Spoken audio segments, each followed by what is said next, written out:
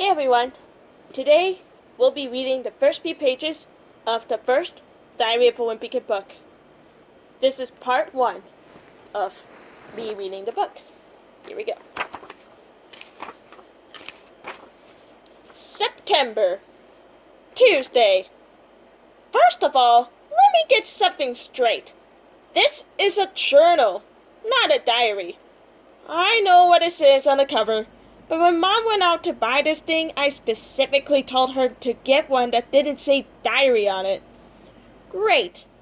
All I need is for some jerk to catch me carrying this book around and get the wrong idea. 60 punch.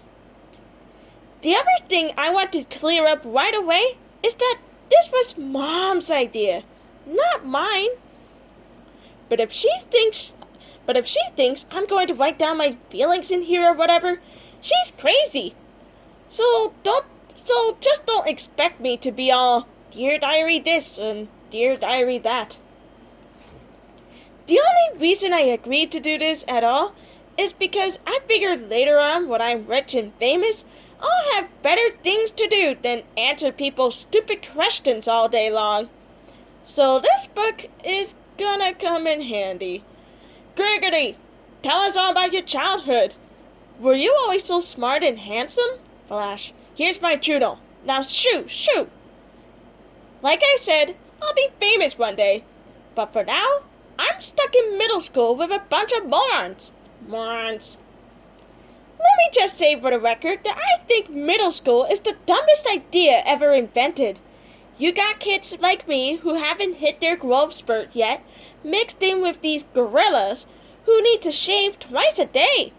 Out of my way, once. And then they wonder why bullying is such a big problem in middle school. If it was up to me, grade levels would be based on height, not age. But then again, I guess that would mean kids like Greg Gupta would still be in the 5th grade. Today is the first day of school, and right now we're just waiting around for the teacher to hurry up and finish the seating chart. So I figured I might as well write in this book to pass the time. By the way, let me give you some good advice. On the first day of school, you gotta be real careful where you sit.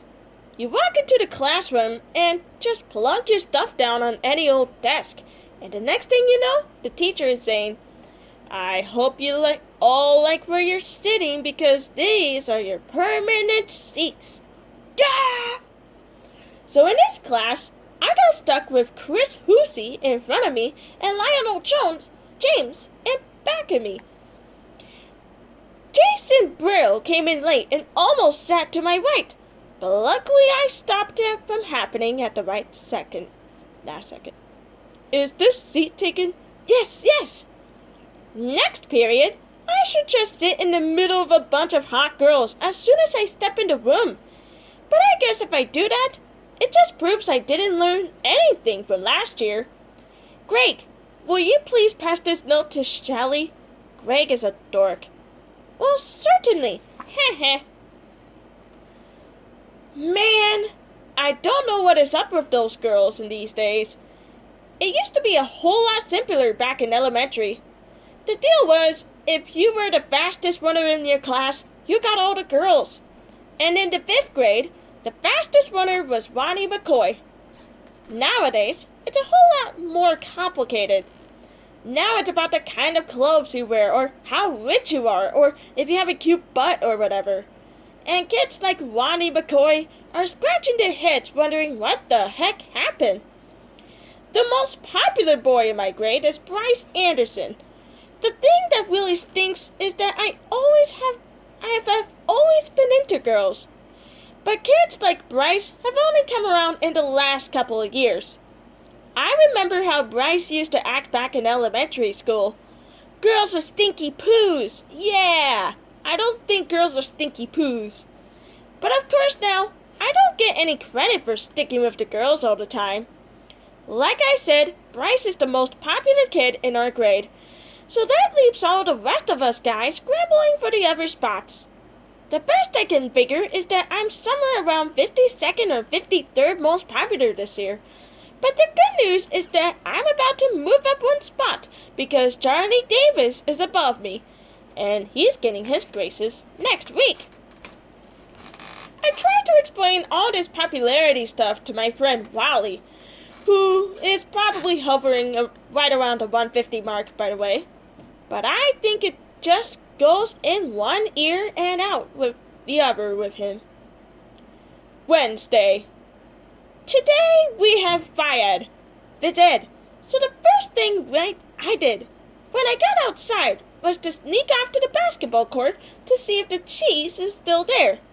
And sure enough, it was. That piece of cheese has been sitting on the blacktop since last spring. I guess it must have dropped out of someone's sandwich or something. After a couple days, the cheese started getting all moldy and nasty. Nobody would play basketball on the court where the cheese was, even though that was the only court that had a hoop with a net. Then one day, this kid named Dirty Wash touched the cheese with his finger. And that's what started a thing called the cheese touch. It's basically like the cooties. If you get the cheese touch, you're stuck with it until you pass it on to someone else. The only way to protect yourself from the cheese touch is to cross your fingers. But it's not that easy remembering to keep your fingers crossed every moment of the day. I ended up taping mine together so they stay crossed all the time. I got a D in handwriting, but it was totally worth it. This one kid named Abe Hill got the cheese touch in April, and nobody would even come near him for the rest of the year. This summer, Abe moved away to California and took the cheese touch with him.